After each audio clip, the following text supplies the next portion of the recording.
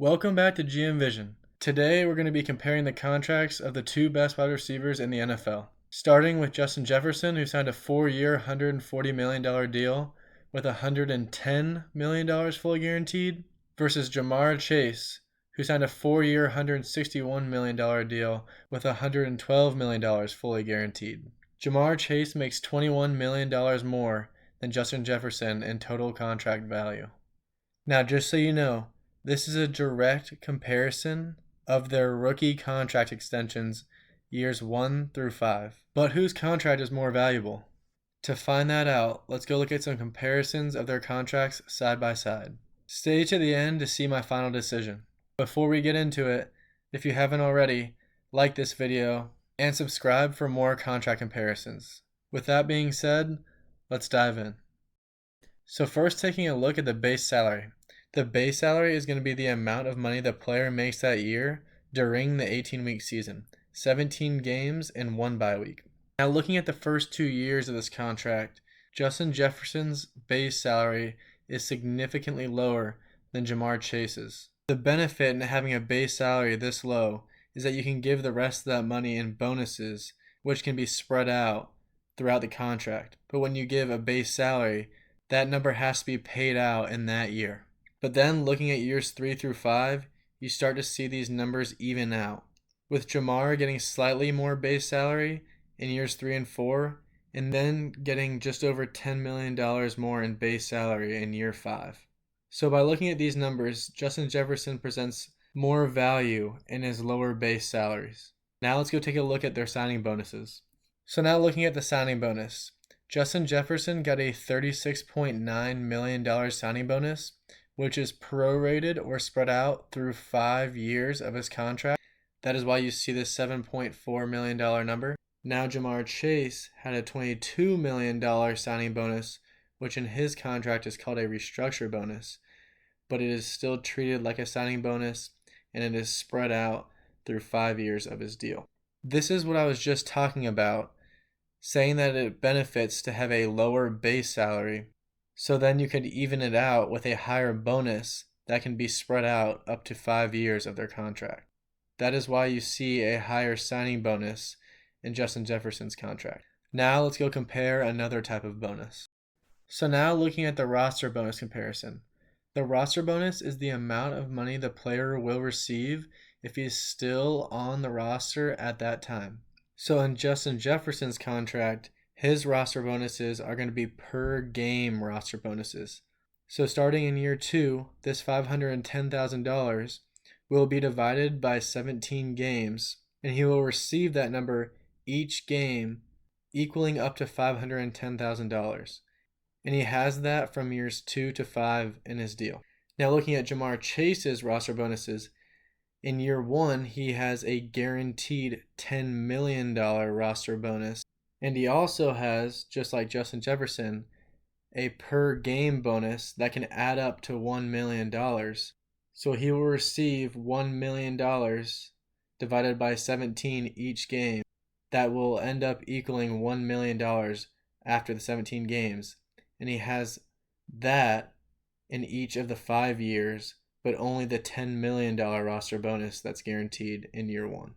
So now let's go take a look at another type of bonus that GMs really use for cap flexibility. Alright, so now looking at option bonuses. Option bonuses are types of bonuses that trigger later in the contract. A lot of the time they will be fully guaranteed. So for example, Justin Jefferson has a $30 million option bonus that triggers in year 2. Like I've said, with any bonus, they are prorated or spread out through 5 years. That's why you see the $6 million in each year. Now, the reason that you don't see that extra $6 million is because both of these contracts have something called void years, which are extra years added on to the end of a contract where the player is not under contract and doesn't receive a base salary, but they are extra years that allow bonuses to flow into them. If you want to know more about option bonuses and void years and how they work together, go check out my other videos where I do option bonus breakdowns. So then when you look at Jamar Chase's side, he has a $15 million option bonus that starts in year 2 And like I said, the $3 million will go for the next 5 years. And then in year 3, he has a $5 million option bonus that triggers, which is why you will see an extra $1 million that gets added on top of the other option bonus for 5 years. You can't see those years because they are void years in the contract, which we will not get into in this video because both of their void years have about the same amount of money, so it's about equal value in each of their contracts. So now let's go take a look at the workout bonus, which is the last type of bonus that we will look at in these contracts. Okay, so looking at the workout bonuses. So workout bonuses are incentives for players to participate in voluntary offseason workouts. The player must attend a certain percentage of these workouts to earn the bonus. So as you can see, in the first 3 years of Justin Jefferson's contract, he has no workout bonuses. And then in years 4 and 5, he has $250,000 for each year.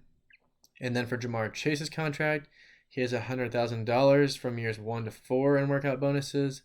And then a $500,000 workout bonus in year 5, which is just an extra incentive for him to come to voluntary offseason workouts. So now that we've gone through the base salary and all the bonuses, let's see how all this ties into their cap hits. Okay, so looking at the cap hit, this is going to be a huge factor in how we decide whose contract has more value. So like I said, the cap hit is going to be the base salary plus any bonuses added all together. So the goal for the cap hit is to be as low as possible to give your team more flexibility to pay other players. So looking in year 1, Justin Jefferson has a dramatically lower cap hit than Jamar Chase. And then in year 2, again, a lower cap hit. But then in years 3 and 4, Justin Jefferson has a slightly bigger cap hit than Jamar Chase in each year. But then in year 5, you see that he has about a $6 million less cap hit than Jamar Chase does. So now that we've seen everything in the contract and how it all ties together in the cap hit, let's go take a look at my final decision on whose contract I think brings more value. Okay, so now looking at my final decision.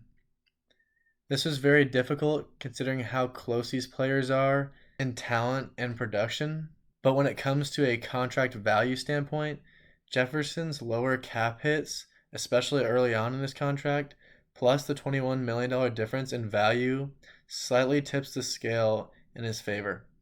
While you can argue who's better, Jamar Chase having big cap hits in every year hurts his contract's quote-unquote value.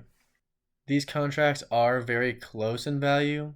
Jamar Chase's cap hits can make it more difficult for the team to sign some of its other players, even though they did sign Joe Burrow and T. Higgins as well. Even though they have done that, you do see these cap hits come into effect with them now struggling to sign their star edge rusher, Trey Hendrickson.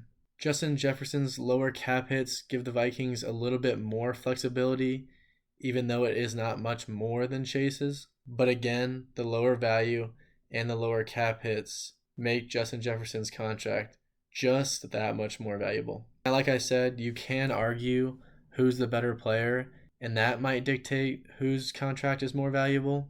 While Jamar Chase does have more touchdowns than Justin Jefferson, even though he's played one less season, Justin Jefferson does average more receiving yards per year than Jamar Chase. Also, you have to remember that Jamar Chase has had Joe Burrow throwing him the football for his entire career. And when you look at Justin Jefferson, he really hasn't had that superstar quarterback throwing him the football throughout his entire career. Even though Kirk Cousins had some very good years in Minnesota and Sam Darnold's past year in Minnesota was good, you can't compare those to the years that Burrow has had. So with all that said, who do you think's contract has better value? Also, let me know who you think is a better player and why. And finally, drop some suggestions on what contracts you think I should compare next. Please like this video and subscribe. It goes a long way in helping this channel grow. That's all I got for you, and I'll see you in the next one.